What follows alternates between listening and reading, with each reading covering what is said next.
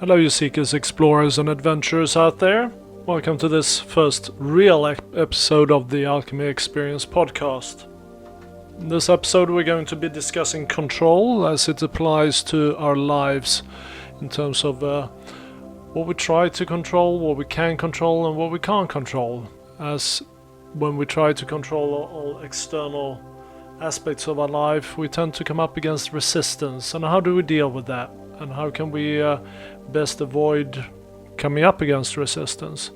This episode was recorded in front of a live audience, if you like, with audience members being able to give their input and their suggestions, their thoughts, pose questions that we all collectively got to answer. So a very exciting format, hearing from real people from real walks of life, and I'm very grateful for the depth of wisdom that everybody contributed and are able to contribute in this recording, as you now get to listen to all the discussions that we had, and I suspect you will thoroughly enjoy it. Now, if you want to explore these themes and aspects that we bring up in these podcasts further for yourself, you can contact us at thealchemyexperience.co.uk to be enrolled in our coaching program and work with us to explore your passions and purpose and finding how to become the optimal version of yourself. So I hope you enjoyed this podcast, and here we go. I wanted to start with a quote from Steve Maraboli in his book Life, the Truth of Being Free, and it goes like this: incredible change happens in your life when you decide to take control of what you do have power over instead of craving control over what you don't. And that, to me, encapsulates the illness of control. Control, it permeates every aspect of our lives. We spend our lives, trying to control our careers, our love life, our partners, our children, our cars breaking down, whatever it is, we try to exert control. It creates resistance. And that resistance is what becomes the quote-unquote illness, but the control, as you mentioned earlier, Barbie, becomes the addiction. So when we can release ourselves from control, we can experience flow, clear intuition, and just an acceptance of the process. Looking at control in our lives, what we can control, in my mind, are three things: your actions, your words, and your thoughts. Anything else is outside of your control. So what I start every morning with when I sit and meditate is that I visualize my energy around me, and I say, this area I have 100% control over. I give myself permission to have 100% control of the energy within this area. Anything outside of this, I don't have control over, and therefore I give everybody else permission to control that. And that starts off my mindset for the day, at least. So when I encounter things, I immediately have that in mind. Is this something I can control? So the question really comes down to being the observer or the passenger. Do you want to be an observer of your life or a passenger of your life? So this is where I'd like to open up a little bit of a discussion. Can we be drivers of our lives? So I'll throw that out there. So I say, want to be an observer or passenger, but can you be the driver of your life? Anybody want to chime in on that one? I would love to. I Sure. believe that you're absolutely right, that there's many times when you are the observer, it's like that third person that's like watching you going like, what the hell are you doing? And then there's also the times where you kind of feel like things are happening to you. But I feel like now when you live a life with intention, I feel like you become the co-creator. You're not necessarily the driver, but you're the co-creator because you bring in that extra source energy that comes, that is almost like a wind that propels you forward with the new vision of yourself. So that's what I see as the possibility of being the driver, but you have the passenger with you at all times that's helping you to, so you become the vehicle almost yourself. I think that's beautifully put. I would agree with that. And I suppose with my analytical mind, I would categorize it more as uh, your awareness becomes the observer, your consciousness or conscious mind becomes the passenger as you co-create with the universe. So you become the driver together with the universe. You kind of tell the universe, this is where I want to go, and it drives you there, right? Am I Yep. understanding you correctly there? Yeah, it's like the universe becomes the GPS, but Yeah. it's also that I think the small mental self is so limited in so many ways because it says, I want this, I want that, I want this, I want that. But then when you really surrender into the process, all of a sudden source energy says, but I can give you so much more. Yeah. And I think to allow that space to happen, I mean, right now I'm watching in my own life, just all of these things open up that I could never have created myself. But I I'm know. opening. I've seen your stories on Telegram. You have some wonderful, huge things happen in your life in the past 6 months, haven't you? Yep. So, so then, do we become the observer at that point? Do we kind of just observe in awe of the amazing stuff? I suppose from that point of view, we would have to become the observer to be able to prepare ourselves for those opportunities, wouldn't we? Yes, because we also have to keep it real. We None of it can be bullshit. Excuse my French. It all Well, has to be this is a 100% real. podcast, so you can. We'll allow that, Barbie. If it's not authentic, if it's not genuine, if it's not real, then you're not the car's not gonna drive. It's just No, not going in. no, exactly. No, I think that's very well put. Is anybody else want to kind of chime in on that and share some insights? Yeah, I don't mind. Yeah, thank you very much because this is very wonderful. You know, plenty of wonderful metaphors, and I really appreciate this conversation. And yeah, kind of, I think that you need to be a little bit of both. You need to be, because I like this Freudian saying, and like when he compared like conscious mind to a subconscious mind, and he used the metaphor of iceberg. So, you know, it's only tiny percent of everything that we experience goes into like conscious mind, and a lot of processes are unconscious. And I suppose that if you lose this ability to drive your conscious mind, you are just driven by your subconscious drives. And then, you know, you very often gets obsessed with control because your ego, your actions want to be satisfied, and they, by usually physical things, very often physical things, you know, I just want a new car, I want a new phone, I want, you know, better job, I want this, XYZ. And then we got into that stage that we really experience hedonic adaptation, that no matter what you go for and no matter what you achieve, you're never gonna be fully satisfied because your subconscious mind, you know, is throwing all the things at you that you don't have time to resolve and go through. But if you let yourself to observe all of that and witness and experience that, yeah, you know, I've got feelings, I've got emotions, then awareness of that enable you to drive those feelings. So, you know, I can, by observing and driving, and I'm I'm aware that I might be angry. I'm aware that I might be scared. I'm aware that, you know, negative things like shit happens. But, you know, I know that it's gonna be okay. And if I just trust my process, and rather than me being trying to control fear and control anger, like just let myself experience this, I'm detaching myself from it. I don't know whether it makes any sense, but it's just like if I'm trying to control anger to the extent that, or fear, or whatever, to the extent that, but I'm trying to avoid, push it away.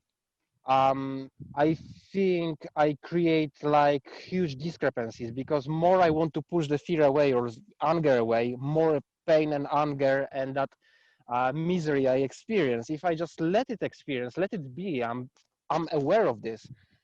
After some time, it just, those feelings fades away and I can just experience, yeah, okay, clear judgment, and I can drive through those emotions and feelings. So that's kind of my take on this, and Yeah.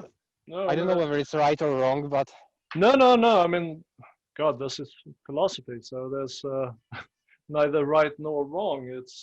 It is what it is, and I will talk. We'll talk about truth in another podcast. But there, as many people there are in the world, as many truths are there in the world.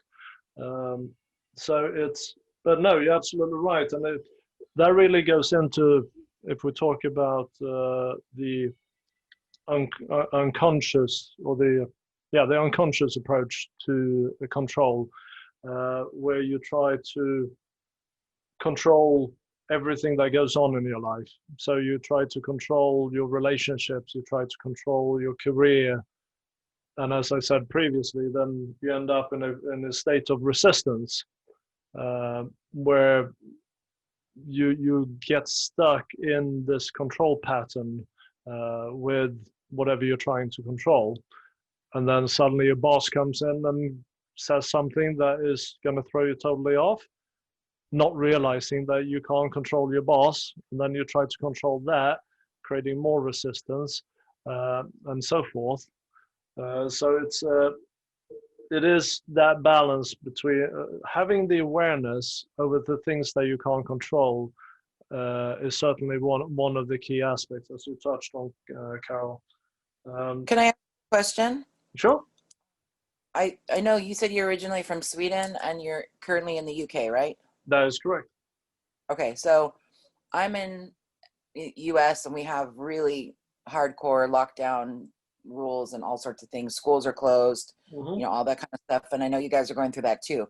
So I'm just curious, what is your take on the control aspect of trying to have a public health? Because there are a lot of people right now that are looking at, they feel like this is overt control to, manage a population based on a public health crisis. But now, so I'm just curious, what is your take on all of, because we have different people that are handling it in positive ways, and then we have other people that are handling it in this like insane way. So all of them still have the different kinds of power, so to speak, but it's also the power of the individual. So I'm really curious as to what your take is on it. Yeah. And the overarching energy there to me is fear or not fear. So if you enter and experience a big experience like this on a collective level, if you enter it with a overarching energy of fear, that is how you will experience it, and you will try to control many aspects of, because fear drives control. Um, it's fear drives the conscious mind to try and control every aspect of the experience. So a lot of times, I see, people that are far along on their spiritual journeys, if you like, that succumb to a lot of the fear-mongering aspects of conspiracy theories. Now, my perception of all of these things, like looking at the challenges with vaccines and government overreaching, you know, whatever conspiracy theories are out there. At the end of the day, I say, is it something I can control? And if I answer that it's out of my control, then it's not something I need to really engage my energy with. I don't need to get involved in for example, government lockdowns, is it something that I need to fear? Is it something that's going to happen whether I do something or not? Then I just allow it to happen. I just allow it to be because it's an experience I'm supposed to have. And it's the only thing I can control in that is, what are my thoughts around it? Am I keeping compassionate thoughts towards myself and others? Are my actions in alignment with my truth and my authentic self? It's when you start going down the spiral of fear, that's when you're going to come up against that resistance of control again. Does that make sense, Barbie? Oh, completely. Because actually, the article that I just wrote, it was all about the fact that in March, that was exactly my experience of that. I had what I would consider abject fear. I mean, my heart center was just lit up with this intense feeling that I'd never experienced before. I was feeling everyone else's emotions, but I made a choice. I said, nope, I'm going to decide that how am I going to mitigate this? So at the time, luckily, I was in Christy Marie Sheldon's group, and we did all the clearings of the, clear and transmute, clear and transmute, clear and transmute. So it was just really focusing that anytime that my brain wanted to go into that fear mode, it was just, nope, anywhere and everywhere that there's any fear in my body, clear and transmute, bring in the light, bring in the light, bring in the light. And then I found myself expanding. And then I created a neighborhood watch group in my neighborhood. And then I helped out with, different people and I found that it literally took over on its own.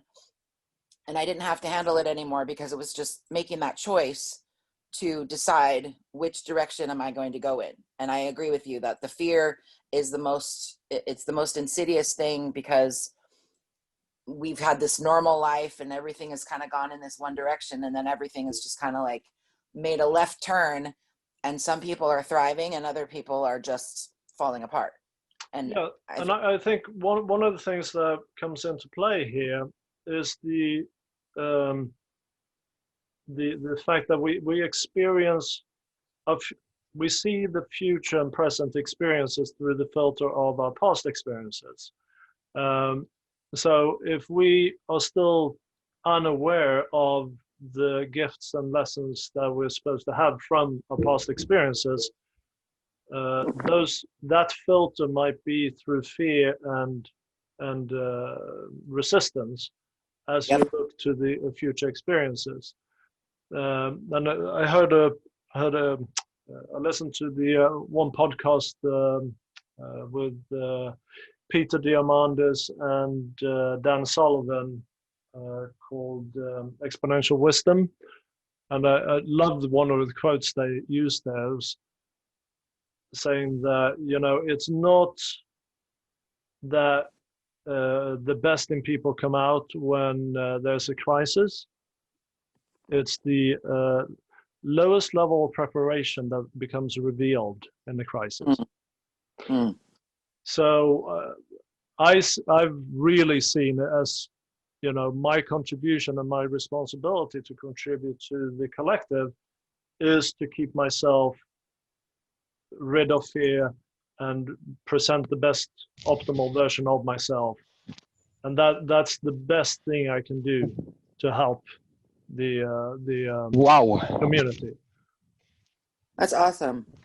That is very excellent point. Like, I was watching the podcast with Lex Friedman and Lisa Feldman Barrett today, and it was one of the things that they were discussing. And actually, this is one of the things that I was reading in. I think it was in it was even Homo Deus, or it was in the 21st Lesson for 21st Century by Yuval Noah Harari. So it's this professor of history at the University of Tel Aviv. And one of the things that he was saying is, like, for the humanity and for our species to unite, it's like we need crisis. We need crisis to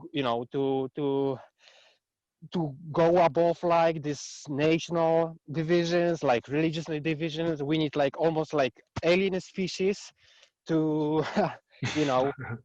to invite us so humanity can go together. And actually, if you look at this, like COVID-19 is almost like alien species. It's the alien species that is killing people. And we don't see that. Like the social media and the media itself, they just generating fear. And they and what I realized during the pandemic, that the fear and going into that isolation, it's not the way forward. What we need to do is just open the platform for people to express themselves. So it's like, you know, it's like what Fyodor Dostoevsky said, like, you know, if you are scared of something, like if you've got this white polar bear, you can't avoid it. You need to just stare at it. Like, so don't think of you know, of the white polar bear. Just talk about this all the time. Yeah, And when you've got like emotional reaction, whether this is to COVID or whether this is to isolation, don't close yourself. Just talk to people. Be compassionate and open your heart to experience of others, and you will be able to understand yourself better as well. absolutely. And So I would like to see that messages, you know, in a, so like in the mass media saying that, you know, guys, don't, we're not gonna promote fear anymore. We're just gonna promote love. yeah, and I think the media is a good example. There's so many people that get angry with the media and angry with people that disagree. And I mean, we have this immense polarization across the world today, and the polarization is a manifestation of that fear and the need to control. Um, so, and the media is just, they're just playing in, they're just tapping in. So I think it's important to not blame media or get angry with media, or, you know, because then you're just generating fear and anger within yourself for against the media. So again, you can't control the media. It's, again, you ask yourself the question, can I control it? No. So just you know, don't engage yourself with it, right? So it's, and you were talking there, and it's a good segue into the feelings, thoughts and feelings. So I said before, the three things that we can, I feel that we can control are thoughts, our words, and our actions. So when it comes to our thoughts and feelings, uh, do we think that we can control our feelings? I don't think you have to control your feelings. And I appreciate what, uh, is your name Carol? Yeah. I really appreciate what you just said. That was amazing, because you just reminded me, I love Dostoevsky's Notes from the Underground when he's talking about spiraling into the abyss, and that it's literally, that's a perfect example of where there's absolutely no control. And it's the same thing of when you try to control what you eat or what you do, etc. I know for myself, if I don't eat sugar almost ever. I don't it used to be an addiction of mine, but I don't really eat it anymore because I just allowed myself to have it. So if I wanted ice cream, I said, you know, instead of thinking like you were saying about the polar bear, oh, I want ice cream, ice cream, ice cream, ice cream, ice cream, I would just go and have a little bit of ice cream, and then I would find that I was bored with it because I had it and I was done with it. But it's almost like you have these little feelings that come up that need to be placated, and then once they're done, they're done. Mm-hmm. And that was such a profound statement, that you're absolutely right, that, you know, talk about the polar bear until it's like you almost have to digest it and push it out of your system. But it's even that same thing with the control of the social media.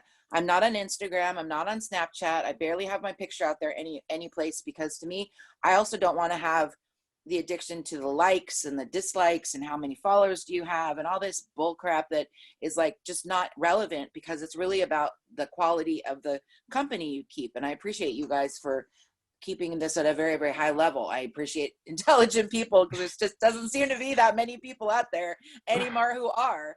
You know, I mean, you know, talking about Dostoevsky, etc. If you talk to the average person, they'd be like, who? But it's still having the opportunity. I really believe that it's important not to do spiritual bypass. And any of my coaching clients that I have, don't go through spiritual bypass. Don't pretend everything's fine. You have to, you have to basically address the fact that yes, you're feeling fear. Yes, you're feeling pain. Yes, you're feeling shame. But then you transmute it and you move on because it's out of your body. So thank you for that. That's definitely.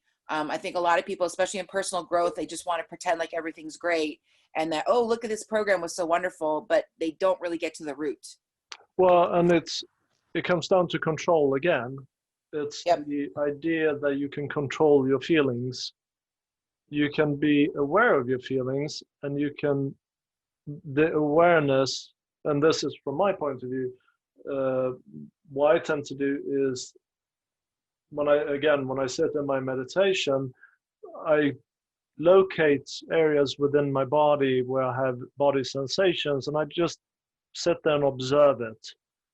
And inevitably, some sort of an emotion or feeling, or it might be a color or word association, whatever comes up. And it's that act of just observing and allowing it to have space, and allowing it to come up and be recognized and heard, because it's there to communicate something to you, and you just observe it without any judgment, and then it transmutes and lifts out. And it's when you try to control it by suppressing it or changing it, then you come up against resistance, right? And it's when you release that resistance and you allow it to just happen, that things flow, and you don't experience that negative, you don't have that negative experience with it. So even if it's a pain, Yeah. even if it's a painful experience, painful emotion, you can see it for what it is. It's part of you, it belongs to you, and therefore it's part of your experience, and you can accept it more. You can still feel the pain, but it's part of your journey. You accept it as part of your journey, right? So you, That is Absolutely. so brilliant. That is so brilliant. And you know what, Christopher? Honestly, I feel like you should do some sort of an online course of some sort of where you literally take that, because you're almost talking about doing energetic surgery on your body to be able to literally pinpoint and say, okay, on my knee, I have this feeling of pain that's attached to this, et cetera, et cetera. I think that would help a lot of people if you literally, I mean, and then add a color to it and allow it to release. Because look at like the emotion of jealousy. Jealousy mhm, is the most, they call it the little green monster. It's one of those things that where people who become jealous, it's almost like they get taken over by the emotion and they cannot get out of it. And yeah, if you were to literally find a little piece of jealousy and you could let it release, it doesn't take over the body. I yeah, think that is brilliant. yeah. No, and Yeah. it is such a useful tool. And Carol, I'm going to spotlight you here now. Um, Thank you very much. uh, So, a couple of things that I really want to say. So, thank you very much, Barbie. Your feedback, and I really do appreciate what you've said. Like you made my day. Thank you very much. I'm sending you love and peace. And the second thing, when it comes to emotions, I kind of in the last few weeks I slightly changed my approach to emotions, because what I was doing before, I was like labeling it. So I was thinking like, yeah, I feel angry, or I feel anxious, or I might have fear, or being jealous, or whatever. And now when I sit down and meditate, I'm basically what I'm trying to do is just like observe raw energy and just think like, is it really anger, or I had a very intensive physical exercise training, and it's my just body, trying asking me for rest, and I'm basically putting sticking the label that yeah, I feel pissed off, but am I really, or is it just my interpretation of what I experience? Is that label anger or fear or whatever? It's just the label. It's just my interpretation of the reality, and it might not be. So if it is just in my interpretation, why do I need to be hooked on that? And why do I need to control, try to control, and being addicted to feeling happy? Because again, happiness, it can be just a label. So I just want to experience, I just want to breathe and enjoy the weather. And I don't need anything else. well, that's releasing your expectation on the outcome, and releasing the resistance, isn't it? But the one tool that I do use, and just going back to what you were saying, Barbie, um, and I teach it in the guided meditations groups that I run, is this idea of having a trigger word like one, and you hear that in your mind. So when you experience, uh, for example, jealousy, you observe that you're experiencing, and you hear the word one in your head, and it detaches you from the emotion, and you put yourself in the observer seat. So you no longer you take yourself out of the passenger seat and you become the observer. Because when you observe it and don't engage your energy, it very quickly loses its grip on you, and you may have to repeat that process, like, every 10 seconds over the next 10 minutes if it's severe enough. But it's that observation and just allowing it to be that releases it. Does that So make are you sense? talking about Gestalt, basically, of where you almost put yourself in the other chair and then you have the conversation? Because I know I've observed that. I've done that in trios with clients before, and it's the most powerful thing. I mean, that is honestly a really, really powerful technique to be able to have, okay, you're upset with your parents or you're upset with your mother. Let's put her in the chair and see what she has to say to you. And then it's like, the person physically moves to the chair, and then all of a sudden these words come out that they're really surprised to hear. And then the neutral observer kind of like helps to release that energy and peel it off from the body. Yes, similar to that, but it's an internal process. So Okay.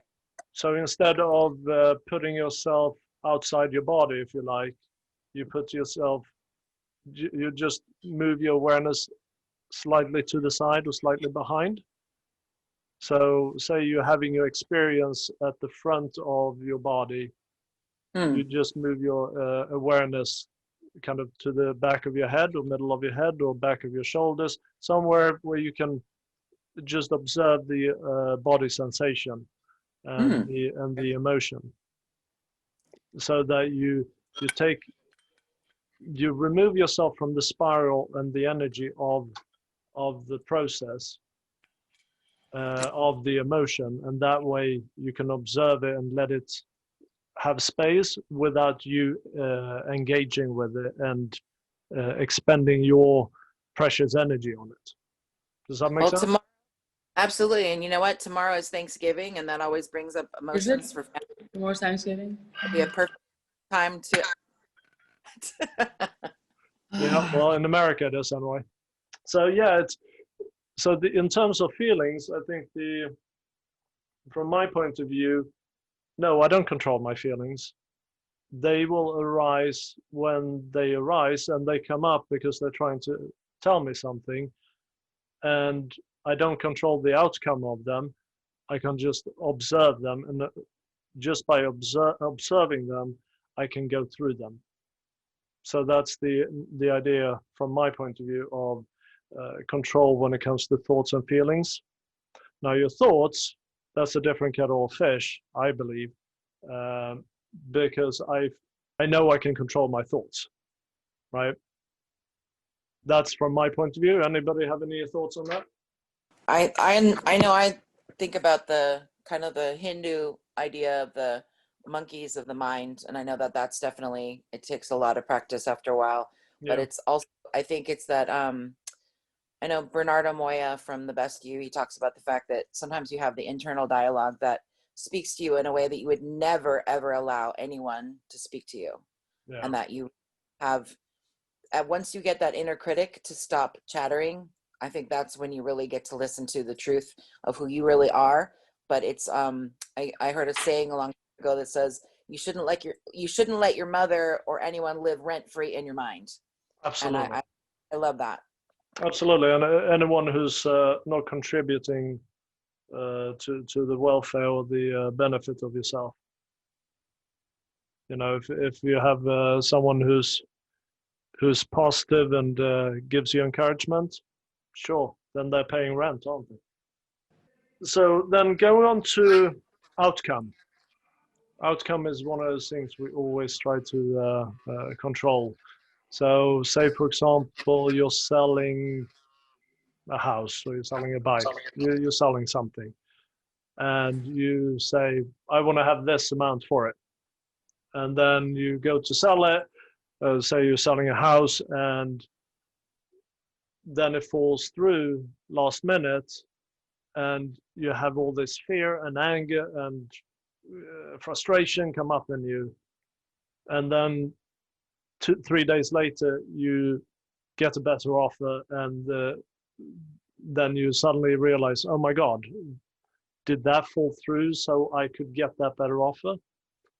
I will guess that most people have experienced this kind of control or process. So let's talk a little bit about that. Anybody want to share an experience where they tried to exert control, then realized they needed to just stop resisting and go with the flow, and things working out? Anybody want to share any thoughts on that? Yes, Amy here. I am now still confused by the so-called creative visualization, because I thought that's kind of against this zero control of our outcomes. For me, creative visualization is something like you want to exert 100% control to your life, but on the other extreme, we can actually have no control at all. So I am still confused. How do we find a balance? Is it something that we can choose side? See, the best way I can answer that from my experience is that you're not creating the visualization necessarily for the purpose of this is what I want, but you're creating it so that you can stir up the emotion within yourself, because it's more about the law of resonance than the law of attraction. So whatever you resonate within yourself, so if you embody good emotion, or like positive emotions, or things that makes you feel good, and you visualize something as you're doing that, then the universe is going to say, oh, it seems like you like this idea, so let me give you some of that. And when we try to control the outcome, we try to control it in that we are going to get exactly that thing we visualize, right? So in this respect, it's allowing ourselves to release our expectation of the outcome, i.e. controlling the outcome, and that way finding ourselves in the flow of non-resistance, to be open for the potentially better experiences. But you're actually creating the emotion that you want to feel when you have that thing. That's what you're actually creating with the visualization. Does that make sense? Oh, totally. That's so beautiful. Right. So Barbie, I think. Sorry, Carol. Barbie, right. you have a couple of experiences from this year that you can probably share with us in terms of that. I think you've. It's one of the things that I've really found that has been so helpful is the fact that the universe needs to know what you want. So the creative visualization to me is almost like it's the preparation. It's literally, once you clear off any of your limiting beliefs, and then you basically, like, I know Vishen Lakiani in our group took us through a really beautiful, I call it a spirit ball exercise, but it's really allowing you and source energy and whatever meeting or whatever experience you're going to have to be able to have all of that kind of like pre put together, almost like in a sphere of energy, and then you send that energy forward beforehand. And what I think is that the universe has to be able to read the ethers. So if you're looking for love, or you're looking for money, or you're looking for a job, or you're looking for opportunities, the creative visualization is swooshing what you were asking for on the outside of you, so that it's literally almost like a living, breathing thing. And then the universe can grant your wish, so to speak, in that fashion. And most of the time it's way better than you could have anticipated yourself, because you are limited and you're stepping into your unlimited self. Yeah. So you have to be allowing yourself to be read. But if and that's part of a lot of what I do when I do my speaking engagements. I talk to people about reanimating their dreams, because a lot of people just give up. They feel like they just go to the day-to-day normal, and they're just like, oh, no big whoop. I'm 51 years old. I'm going to be 52 next February. And to me, it's like, it doesn't matter. It's all about like really putting that effort out and then taking massive action on whatever comes forward, and trusting that what comes forward is the right thing because you put it out to be by the universe. Yeah, no, I think that's perfectly put. And one exercise I've actually, I do both. I do the visualization, but one exercise I do is in my meditation, I say, what would it feel like to ... So what would it feel like to be wealthy beyond means, or wealthy beyond measure? And then I try to, within my body, feel that emotion. So how would I feel if I was in that position? Or how would I feel if I was, what would it feel like if I was never to experience illness again? And try to feel that magic within myself. And it's really, I've never been wealthy beyond measure, so I don't know what that feels like. But asking that question, it gives me an insight into what's important to me. If I can't tap into it, then perhaps being wealthy beyond measure is not important to me right now. Then perhaps then I need to tap into something else.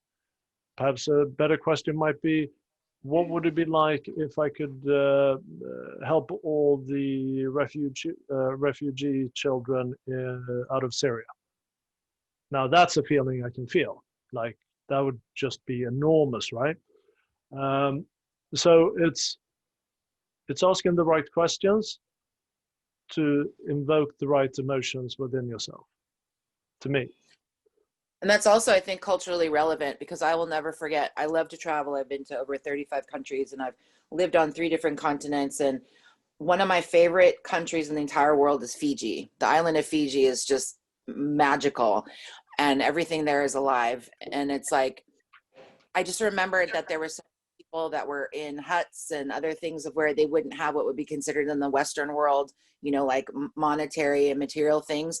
But everybody there just said bula, which is their greeting. It's just bula. Like you walk down the street, thank you for visiting our country and thank you for coming. And it was just like, there was this beautiful thing. And there were all these people that were originally from Sri Lanka because of the sugar canes, and then the people from East Africa. And it was just this amazing energy of where everybody there felt like they were rich. They walked out to the ocean and they caught their food. It's like they had everything they needed, and it was so lovely. And then I read an article that 2 years later, they brought over Western magazines and TV, and all of a sudden the girls started focusing on different things, et cetera, et cetera. And it really created this almost like a negative shift, because all of a sudden they started to have almost that feeling like they were missing out. Yeah. Whereas before, everything was perfect. It was just fine the way it was before. But the Western ideas of magazines and beauty standards and all this other stupid stuff came in, and it really changed their perspective. And that is exactly the same story that Marianne Williamson describes when she started going to Nepal back in the 60s, 70s. And people were just happy, just joyful, and felt abundance and riches, and they just felt like they were rich in life, right?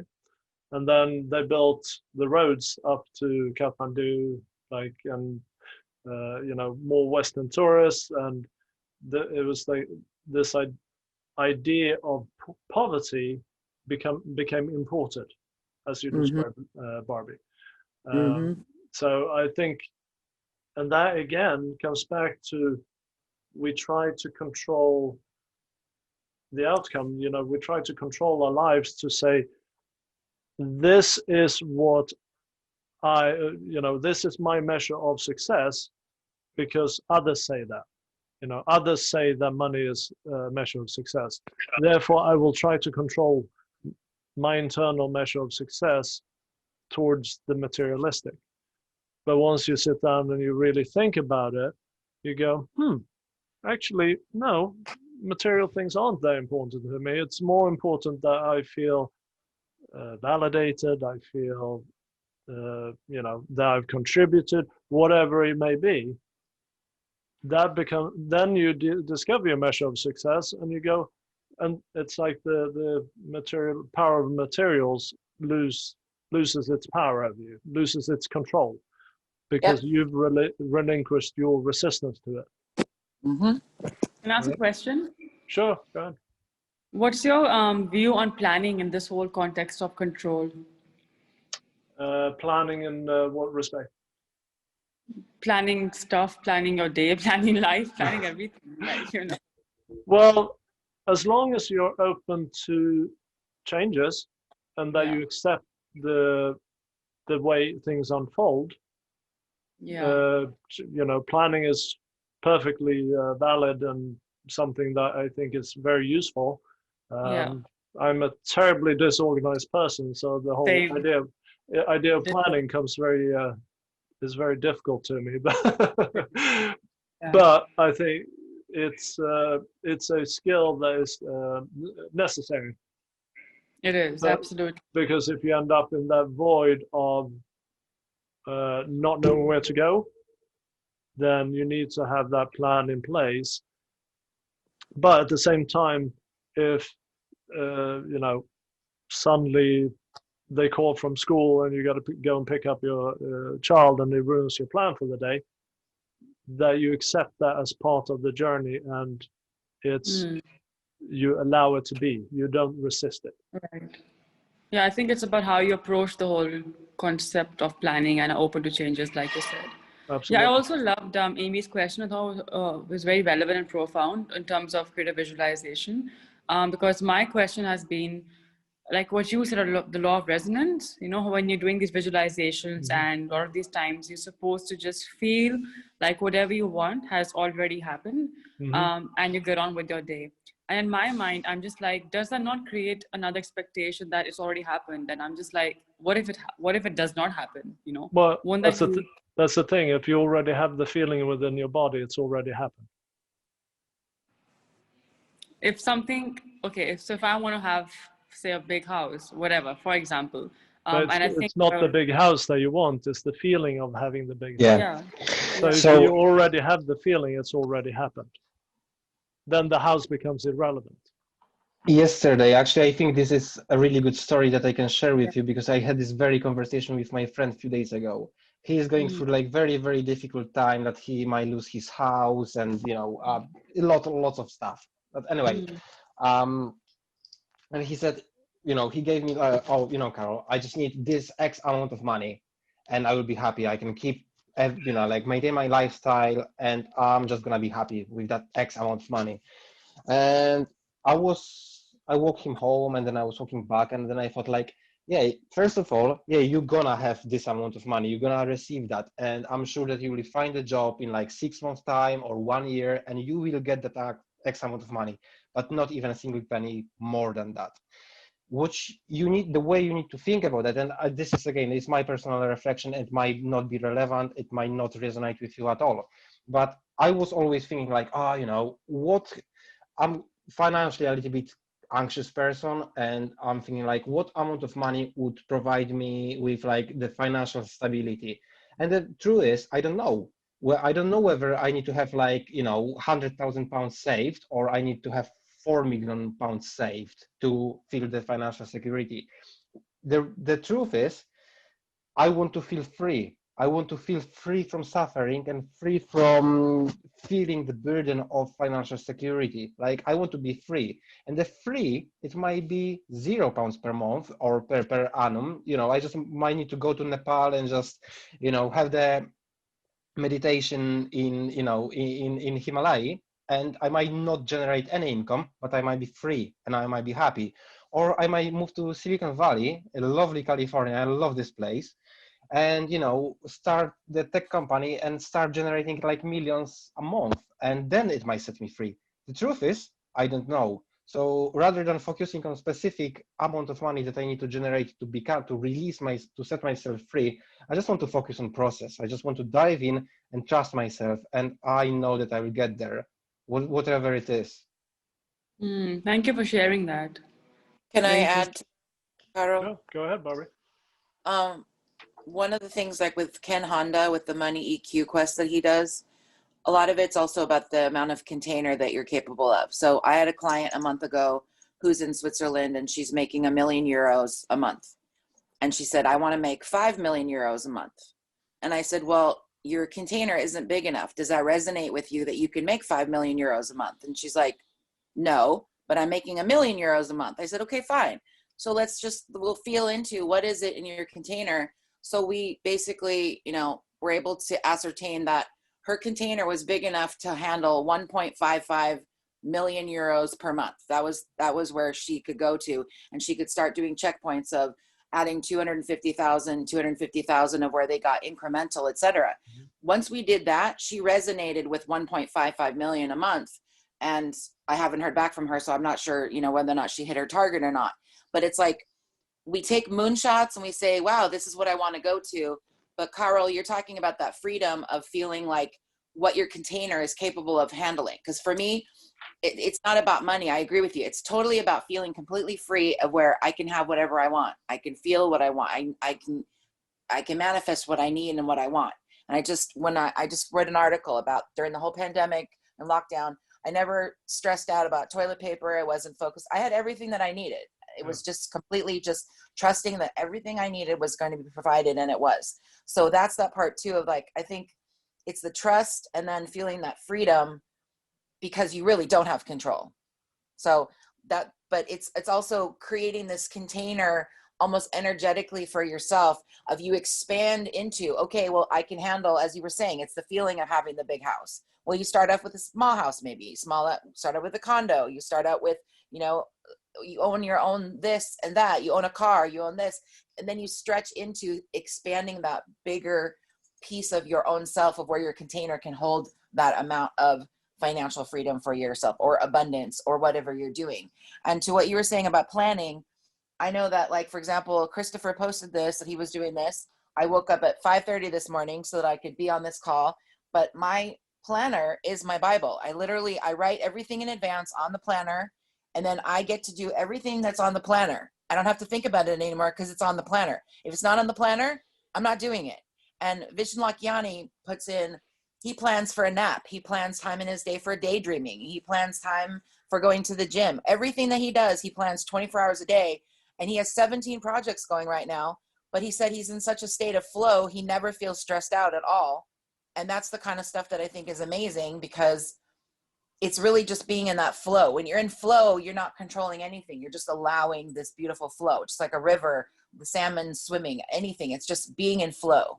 The river, and in terms of metaphor for resistance, the river doesn't resist the stones, it flows around them. And that is the key metaphor I use for to explain the antithesis of control. When you get into that flow and you just allow things to happen, there are going to be obstacles on your way, but you flow around them. And yep. if someone's and I've experienced this so much in the past 3-4 years with really, really big things, where it's been just loggerheads with people, and I've said, okay, that's the way the universe wants to play it. I'm just going to allow it. I'm just going to sit with it and allow it to be, and visualize how I want to feel once things have passed over. And lo and behold, a few months later, things just kind of resolve themselves to my benefit or to my higher good. And I think that's really important. You mentioned trust and faith there before.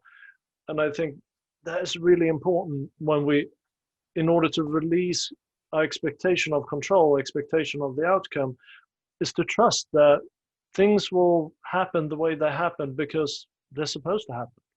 It's the idea of the flow and the outcome for the highest good, and that if we view experiences as negative or positive, then we are going to want to control them.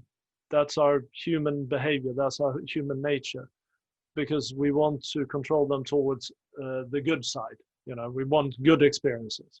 But from my point of view, if I view experiences as simply just lessons, then it doesn't matter what is thrown at me, and I don't need to control it, because I am going to get the lessons I'm supposed to have, and they are each a gift, every single one of them. And that allows me to kind of take my foot off the accelerator and say, you know what, I don't need to control it. It's not necessary. I will experience it the way I want to, that I should experience it, and then I'll take whatever gift there is from it. Now, granted, there are going to be challenges in life that are going to be of a higher order, and I'm sure hopefully at some point I'll graduate towards that. Hopefully I don't have to experience too much trauma for the rest of my life, but whatever happens is going to happen. And I need I can use as an example, last year my mum passed away in November. And it was one of these very surreal situations where I could kind of sit back and I watched my grief, and previously it's something I've always wanted to control, but this time I sat back and I said, you know what, she has now passed away. I know she's with me in spirit, and of course my faith probably helps me there too, but I just knowing that I was going to get lessons from it, and I can watch my emotions coming up. It allowed me to express it in a healthy manner.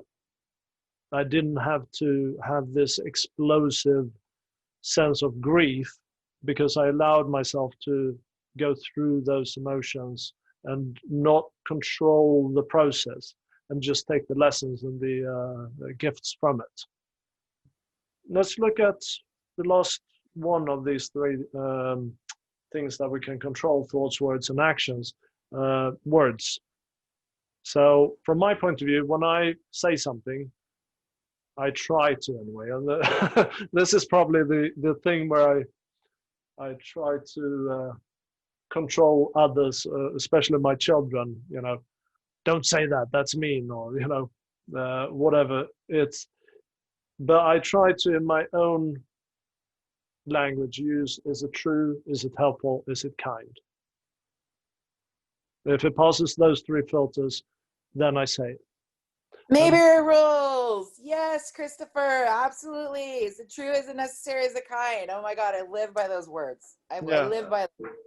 And what I've come to realize is that with my children, they're not going to do what I say. They're going to do what I do. So if I tell them, when I speak to you, I try to see if what I'm saying is true. Is it helpful to you? And am I being kind to you? Then that gives them a chance to kind of process that. And if I say it often enough, then it becomes part of their programming, right? Because we've had programming ourselves growing up that, if you yell loud enough, you get your will through, right?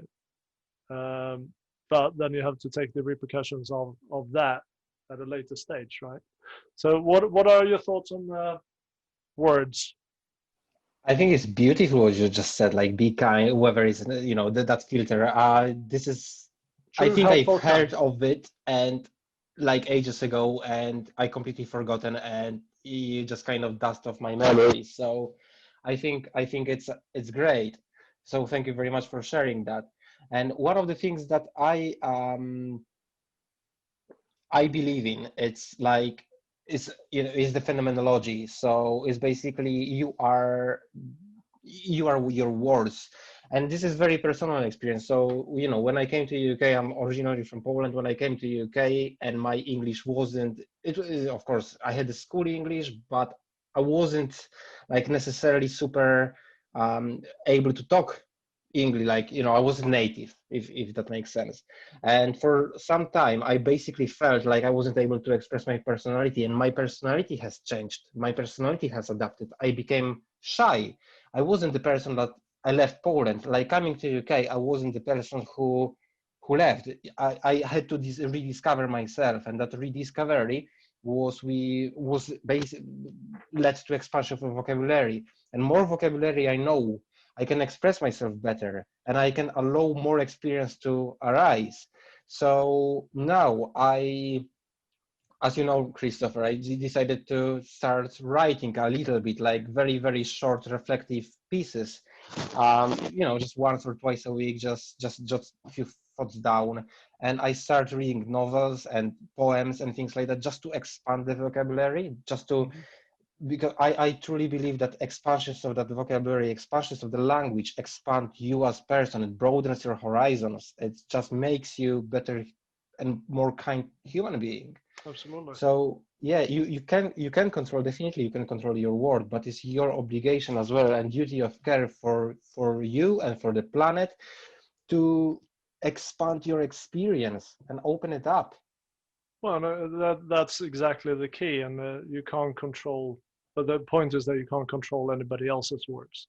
You can only control your own words. I think the best manual for this idea of control is the four agreements. Is really, for me, it was instrumental in me understanding control in my own life and the external locus, if you like. And having the idea that not taking anything personally, using my words impeccably, always doing my best, and not assuming anything about anybody else, really allowed me to say, I understand that I can't control anybody else. And if they're standing there screaming their heads off at me, it's not about me. It is about them. It's about their inability to control themselves, or inability to apply that control within themselves. So just kind of veering off slightly to judgment, that also allows me to start asking questions. Why is what has that person experienced in their life? What trauma has that person experienced that makes them feel that it's okay to yell and scream like that? What have they experienced? What hurts have they experienced to feel that kind of anger? And once I start asking those questions, as opposed to making assumptions and making statements, then any form of judgment disappears, and what is left is compassion. So it allows me to have compassion for anybody who, is seemingly being mean to me, and it allows me to have the experience and not judging the experience, just observing the experience. That makes sense? I think sometimes I think in the past I focused so much more on other people, being in other people's shoes, etc. But I feel like I've changed a lot of where I don't allow the hooks any longer. If that makes any sense. I think a lot of times you have to have the programming of past things of where someone can actually plug into you so that they can trigger you on a particular emotion. And when you've released that, there's no place for them to plug in any longer.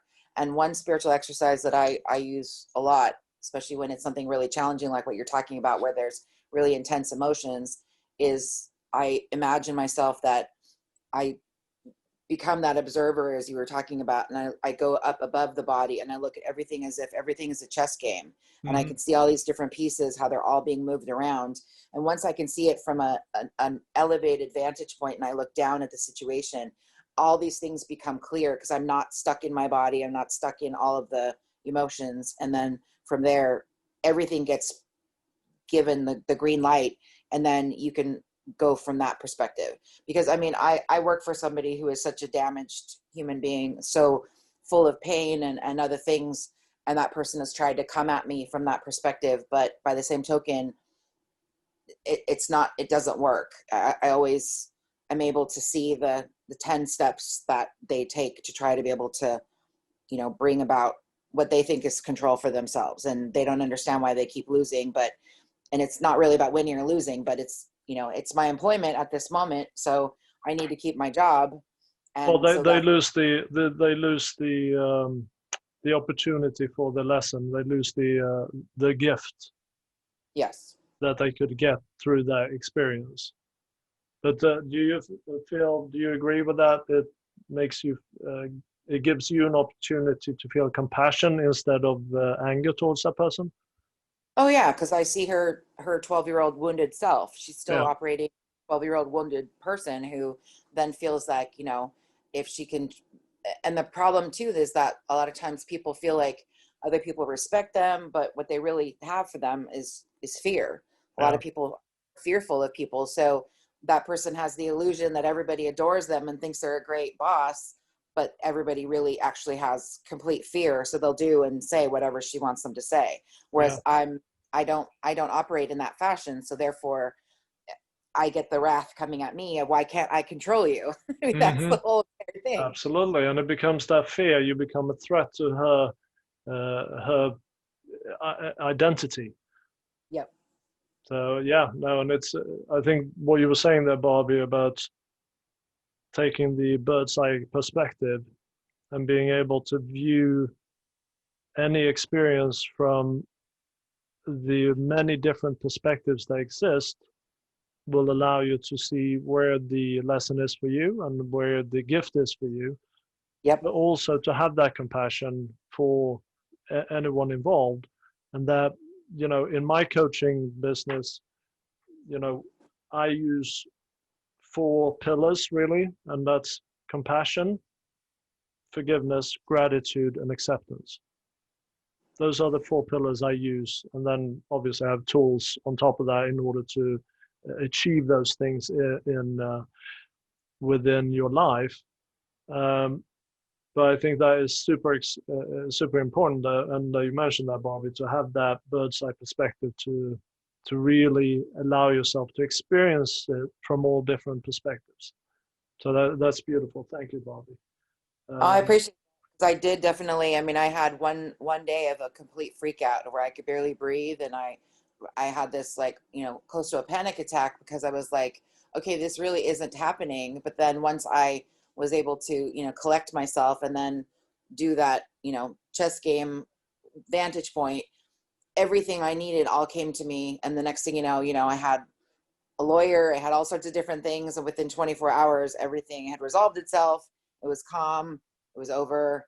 And bottom line is that, now it's not something I need to focus on any longer, but it's still, one thing that really shocks me is sometimes the lengths that people will go to try to come after other people. That's the only thing that it's, I don't ever go, I don't intentionally ever try to hurt anybody. I'm always trying to think about love and peace and compassion and all the good things in life. So that people put so much effort into being like a mean person, or just coming after somebody intentionally. That's also why I don't do all of the social media stuff, because I don't want to have anything to do with people who drag this person online, or they have this comment or whatever else. It's like I don't want to go into the public square and watch, like, or even witness other people's ugliness, that they feel that they can just drop those words into someone else's space. yeah, and I think that really kind of leads very well into the kind of key word that I feel that control. When you look at control, what control we have in life, um, and the opposite. When we try to exercise control outside of ourselves, we agreed that it's very oftentimes it's all emanates from fear. I think the antithesis of that is acceptance. So you being able to accept that others have their paths and their learning experiences in a different way than you have, Yep. and that's okay. Yep. That allows you to release those and not attach to those dramas or those experiences that are not part of your journey. No, and I So, actually welcome that. Honestly, to me, having the diversity of thought and being able to express it, I yeah, think is something so fundamental to an advanced civilization, because I absolutely. need to hear the things that you don't agree with me on. I need to hear the things that you say, you know what, I don't agree with you. Blah, blah, blah. And this is why. I don't need to change my mind. But by the same token, I want to hear, I love being around all sorts of people that have all sorts of different points of view, because it's exhilarating and it makes you alive. Because if you're always with people that only think like you and you're in an echo chamber, when you step out of that, you don't understand that other people don't believe the same things that you do. And that's the part I think it's very dangerous. So to me, it's like, I want to know that this is your perspective. I want to hear your opinion on this. Back in the day, you know, we used to debate all the time with all these different, you know, sides of different things. I have lots of friends of people that don't agree with me. We have completely different philosophies of life, but it doesn't matter because I accept them as the person, not that they're a system of beliefs. Yeah. And that's the key there. Accept someone else's journey for what it is. So we've now been on here for an hour and 15 minutes. So I think that's a good time. And I think we've kind of worked through some very heavy subjects and really had some really awesome conversations. So thank you all for your contributions, and I wish you all a wonderful week ahead. Wow, I hope you enjoyed that. I found there was some real nuggets of gold and real diamonds in there of wisdom and information that we can all bring into our daily lives and our meditations and our practices to really enhance and uplift ourselves. So I hope you enjoyed it again, and until next time, please do visit us at thealchemyexperience.co.uk to explore our meditations and see what we can do for you on a coaching side. Appreciate it. Have a great one.